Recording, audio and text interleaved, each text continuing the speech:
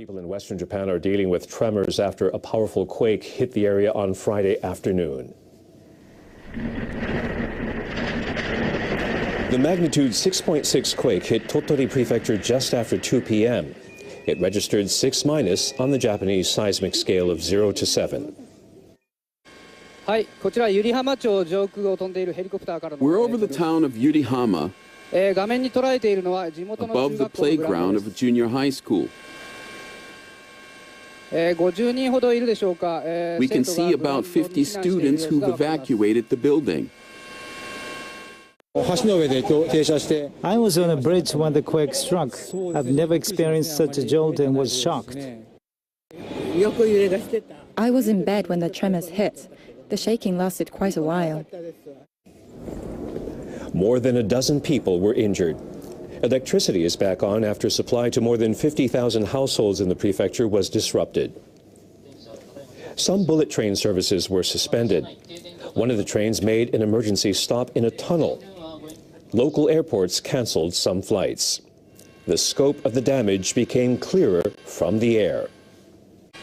Many of the rooftops in this area have missing tiles.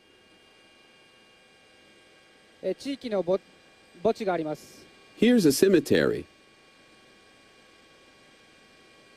You can see lots of toppled tombstones.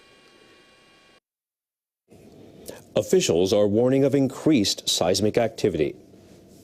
We ask you to stay on the alert for a possible quake of the same strength in the next week or so. Please take sufficient precautions for your safety. Nuclear regulators say they haven't received any reports of trouble at nuclear power plants located in the region. We've been able to get through to Juliana Kelleher in Yurihama in Tottori Prefecture, one of the areas where the strongest quake was recorded. She's been working for more than 2 years as a coordinator for international relations. Well, today I was attending a student performance at one of the local elementary schools when the largest earthquake struck this afternoon. They had been preparing for the next group of students to present when the gymnasium began to shake rather violently. The electricity went out and everyone was rather startled, but everyone was able to evacuate the building in a very orderly fashion.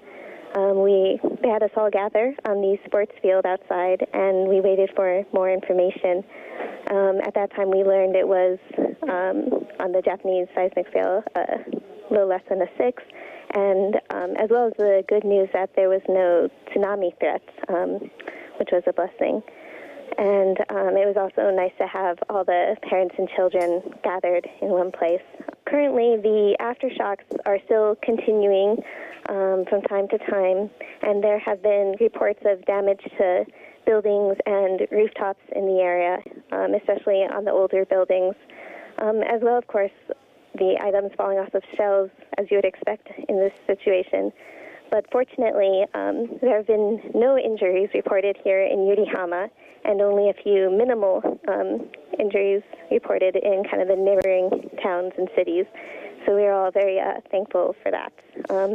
The town has set up, I believe, 4 emergency shelters. There's no need to necessarily evacuate, but they are open for anyone who wishes to use those and would feel safer there. The governor of Tottori has requested that self-defense force personnel be dispatched for disaster relief activities.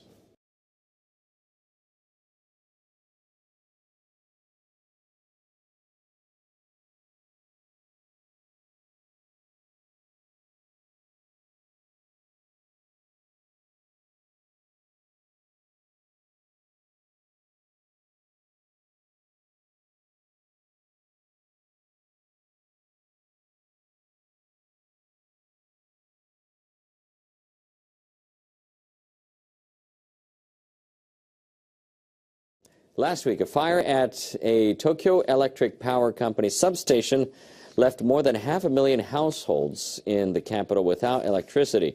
On Friday, TEPCO conducted a blackout simulation drill to ensure efficiency in the event of a major power outage. The simulation assumed that trouble at a transmission facility cut power to 1.7 million households in central Tokyo.